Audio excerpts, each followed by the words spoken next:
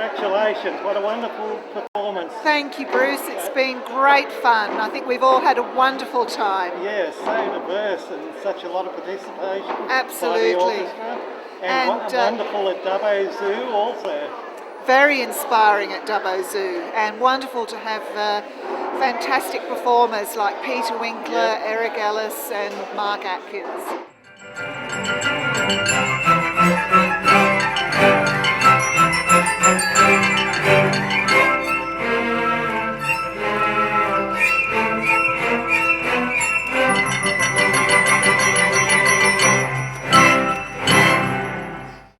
Maestro Leonard Camplin, what a wonderful performance. You must be very satisfied with it. Very much indeed. Thank you very much. Yes, the musicians are just attentive, wonderful and talented. And the program that was chosen was very ideal, particularly for the zoo, Dubbo. And so, yeah, it's been a wonderful mini tour in those three cities. How did you come first to be associated with the Macquarie Philharmonia? Well, it was through Ronald and Stephanie Camplin. They're my distant cousins, and we were having a dinner party at Lon's home, and we talked about orchestra, and they said that's a great idea and ran with it. I mean, they've just been phenomenal the way they've put this together. And of course, our leader, the concertmaster, and who is the principal of the Conservatorium, Fiona Thompson, she's remarkable, and she's worked behind the scenes getting the orchestra together, and so it's a remarkable team. Leonard, you would have conducted orchestras all around the world, is that right? Yes, I've conducted in Britain and Europe, Germany and South Africa and Australia, right. And United States, and of course Canada where I live, yeah, and other countries, yes, and so it's a wonderful profession to be in. I've enjoyed it immensely. And as a lifetime experience. Yes, you started out as a young lad, did you? Yes, a musician. I was a choir boy, and then I became a violinist, and then I became an oboist, and then a conductor. Right. And so I became the youngest bandmaster in the British Army, in the Middle Ages, of course.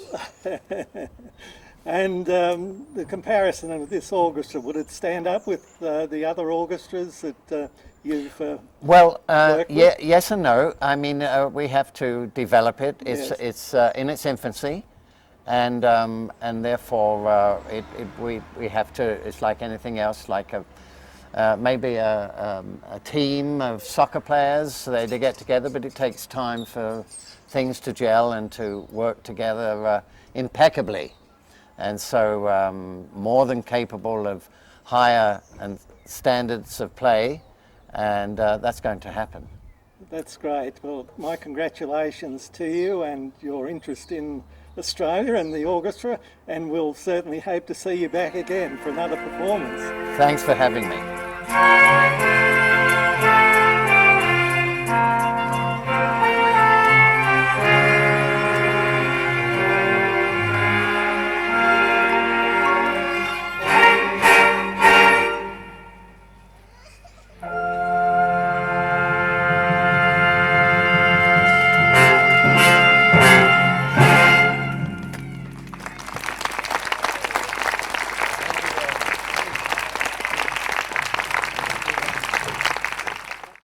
Ben and Martha Jolene, you've come along to the performance today. What did you think of the orchestra? Cheers. Here's cheers to them. Wonderful. They're sounding better and better. It's really great. Fantastic. It's been a great evening. Superb performance. Yeah, excellent program. And Peter's composition about the kookaburra who stole the moon I think it's exceptional. I think it's just wonderful orchestration. I know it's meant to be, it is a children's piece, but he hasn't patronized children at all. It's just a marvelous piece, I think. I actually bought the CD, and I'm looking forward, hopefully we'll have grandchildren someday and I'll be able to share it with them. for sure. Yeah, Yes. I think the child in each of us responds well to something like that.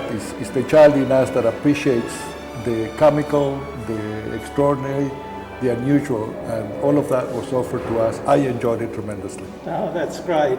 And you've followed the orchestra and the arts quite a bit. I see you on a similar sort of journey to me. I love that sort of work. It's true, and Ben's in the good position now of being able to sponsor a number of things in Bathurst, which he's very pleased about, and I'm really pleased to support him in that too. Oh, that's great, Ben. Next to a river, a green frog.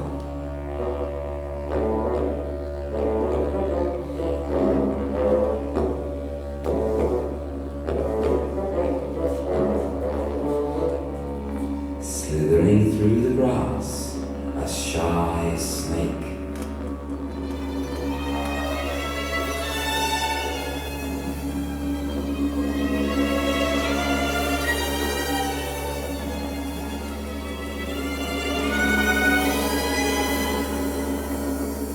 Strutting across the plains, a bird who can't fly, but whose long legs can run very fast. An emu.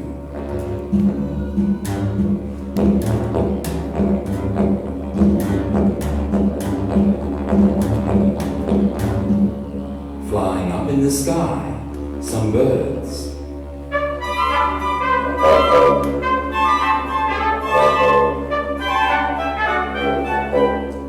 Asleep in a burrow, a round and furry wombat.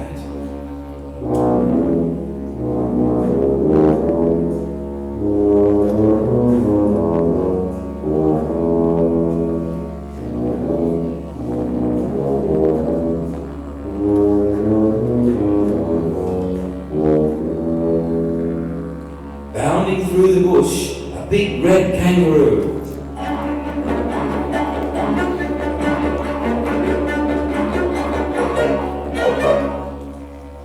And on the branch of a very tall gum tree, the kookaburra.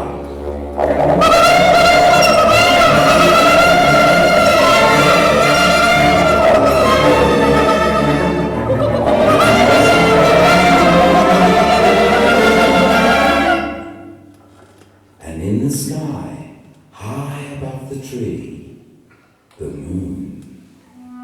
Mark and Eric, firstly, congratulations. What a wonderful performance. You must be very satisfied.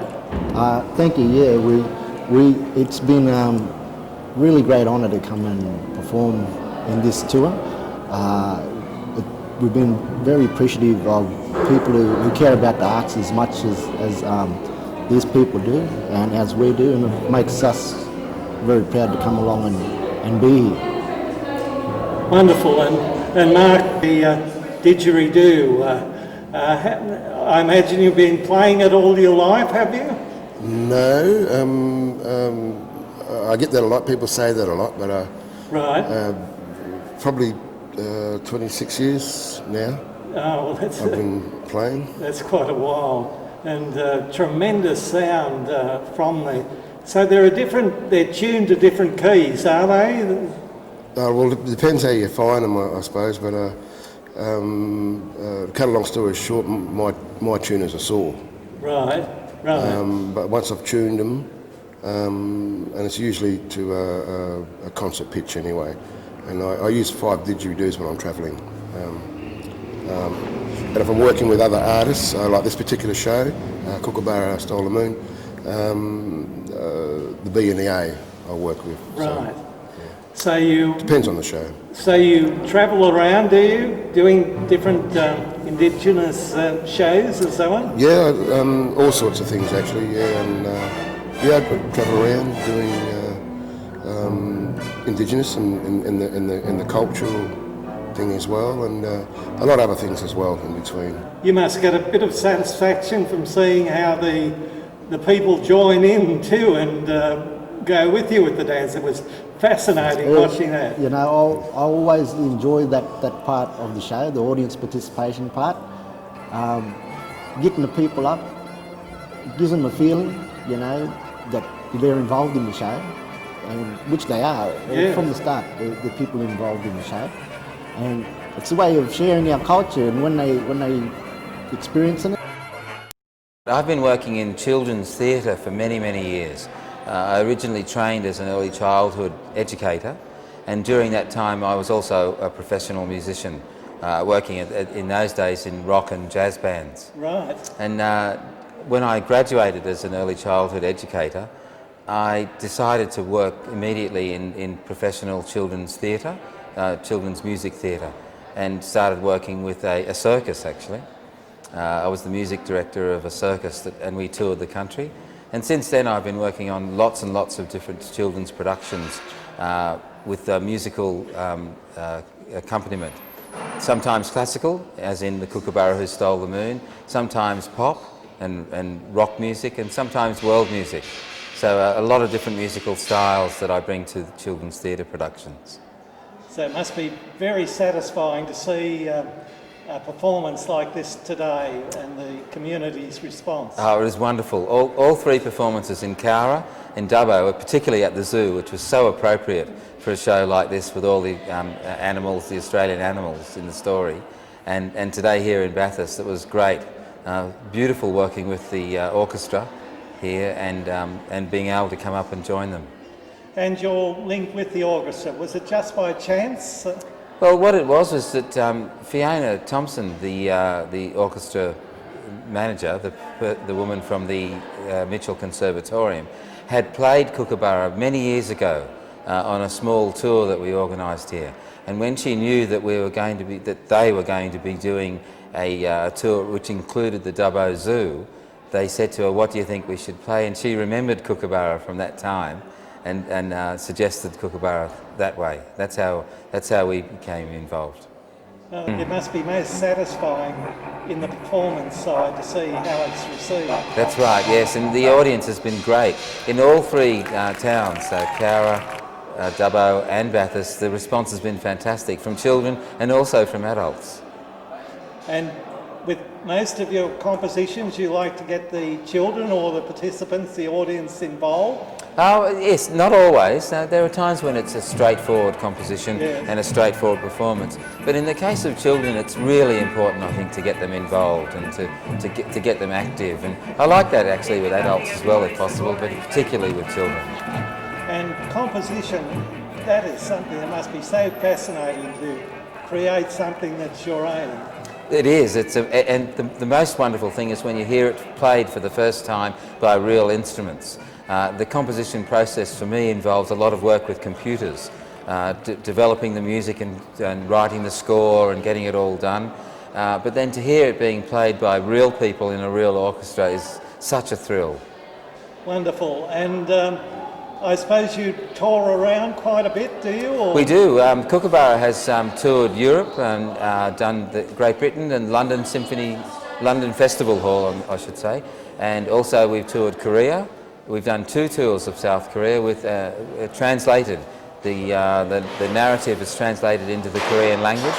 We've also done New Caledonia in French and a national tour of Australia a few years ago, in which we played every state in Australia and all over the country.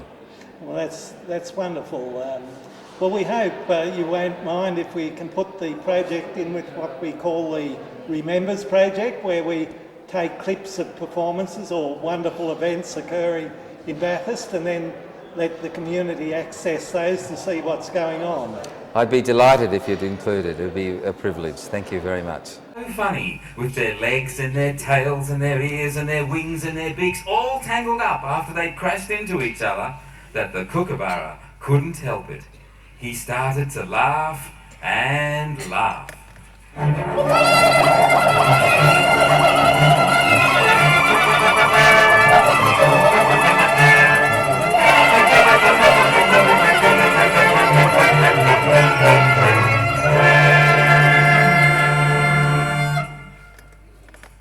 when he laughed, he opened his beak. And when he opened his beak, the moon flew back up into the night sky.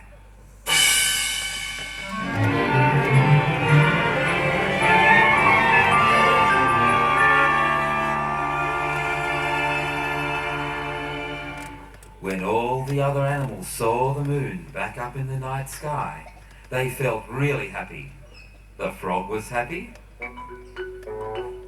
The snake was happy. The emu was happy. The birds were happy. The wombat was happy. And the kangaroo was happy too.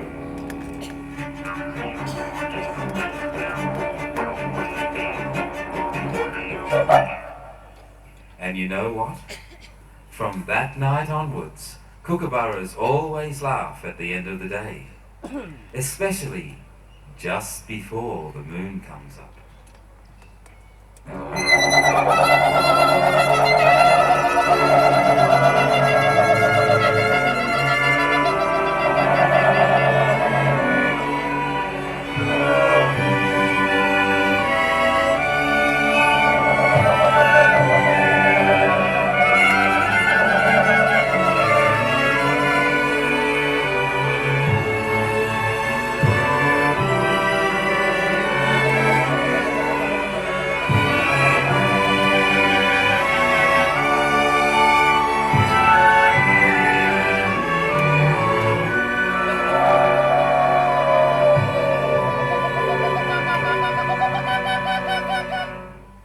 And that is the story of the kookaburra who stole the moon.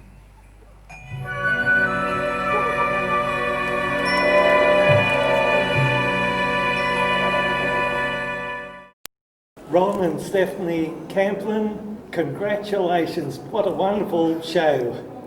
You must be very satisfied. We were very proud of the orchestra, and I think Leonard Camplin, as a conductor, well, he's a conductor laureate in Canada, isn't he? Yes. And he Held really in such high esteem and very experienced, and he's brought the orchestra together so beautifully. They relate so well to him, and he has such a lovely manner and such huge knowledge of music. Now, there were 3 performances. Were they all successful?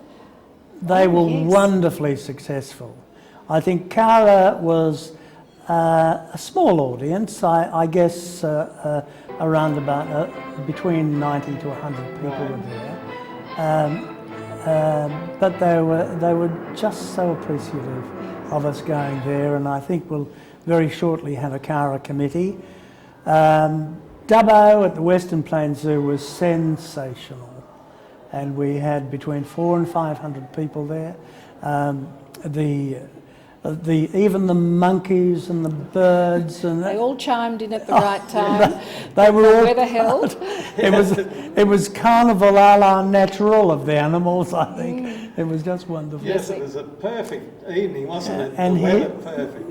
Yes. And the venue was great. Everyone brought their blankets and their chairs, and we had a load of children who just loved the kookaburra who stole them. An occasional bottle of wine. Yes. Which made a lovely evening of it.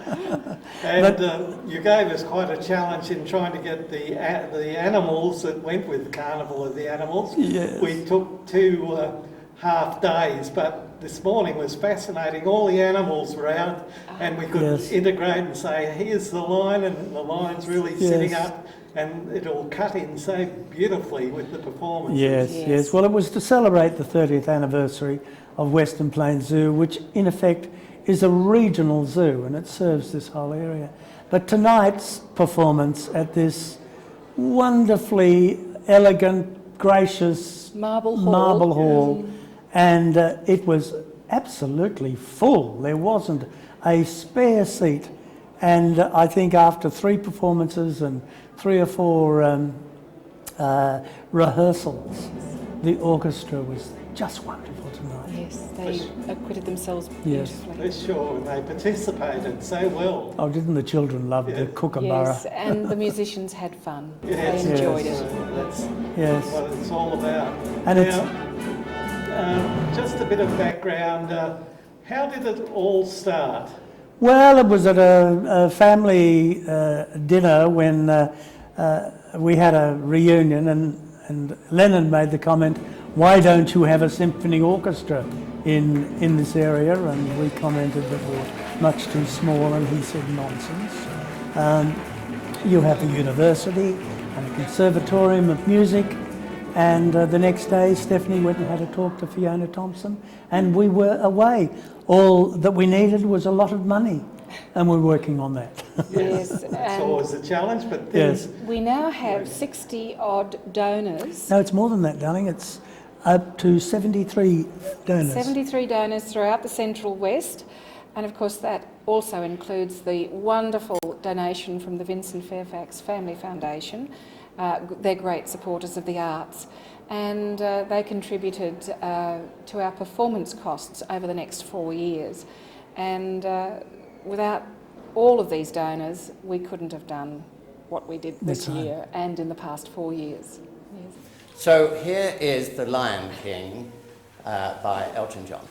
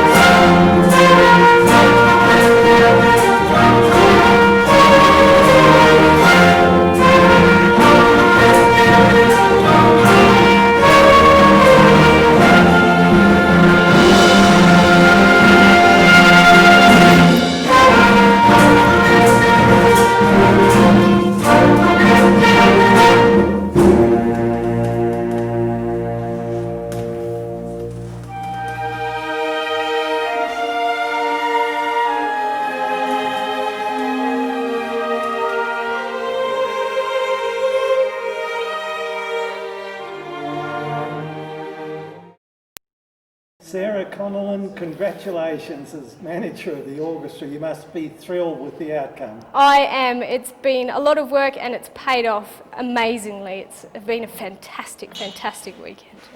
You couldn't get anything better, and the response from the audience has been great too. They've really enjoyed it. They have, and there were two little girls in Dubbo down the front whose eyes were just glued to the whole performance, and it was just magical. It was lovely.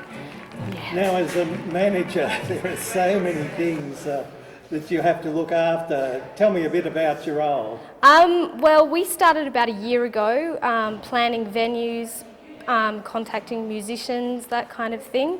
Lots of things that I have to do are booking hotel rooms, making sure everyone's fed, making sure the bus is booked, stuff like that.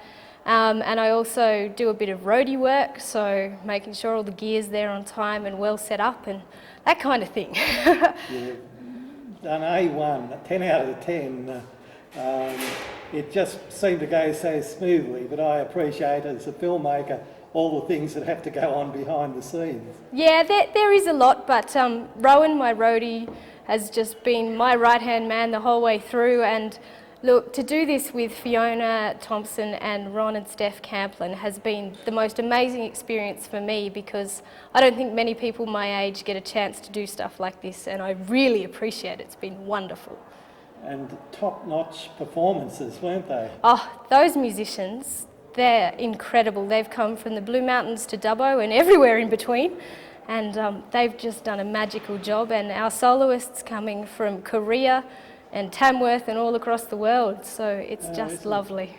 Isn't that great? And the performance at Dubbo Zoo, that was probably a risk-taking performance, that the weather would be with you and that it had to be built up from scratch just from the ground, didn't it? Yes, but we checked the long-range forecast. We knew it'd be fine. We deemed it to be fine. You certainly got your wish. And yes. The animals were very cooperative to us when we went around filming them, so we'll see if we can cut them in with the performance. That will be wonderful. Quite a challenge.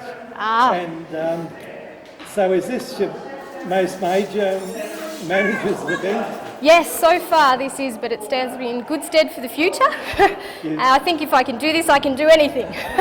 Rowan Birch, you're the roadie for this production. I am. Congratulations.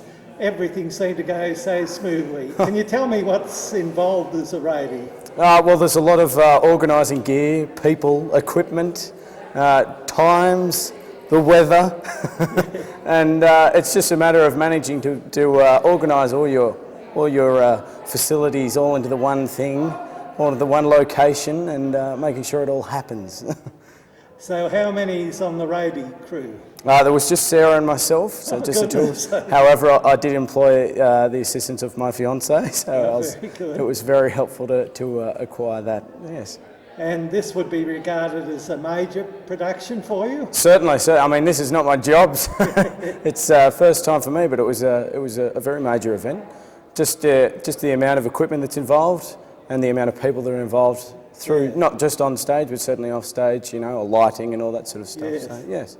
Yes, everything seems so smooth behind the scenes. Any funny instances or frustrations? Certainly frustrations.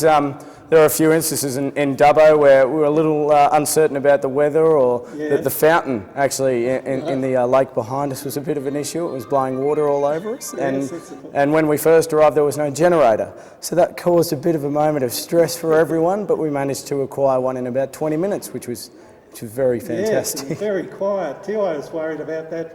Yes, it was a bit of an issue, but we managed to muffle it behind some bushes. Right. That was good. Right, very good. And the staging or the platforms, did you have to arrange that? No, thankfully there was a crew, I do believe they're from Dubbo, who arranged that, and they were pretty well set up as we got arrived, so it was good. It was all just ready for us to roll on. Yeah. And a question that's the outcome of everything. What did you think of the performances? I thought it was pretty fantastic myself. I quite like a lot of jazz and classical, so it was quite a major event for everyone. I realised Fiona and Sarah had a lot of organising to do, and I think they pulled off quite a good job. So congratulations to the entire orchestra and performers.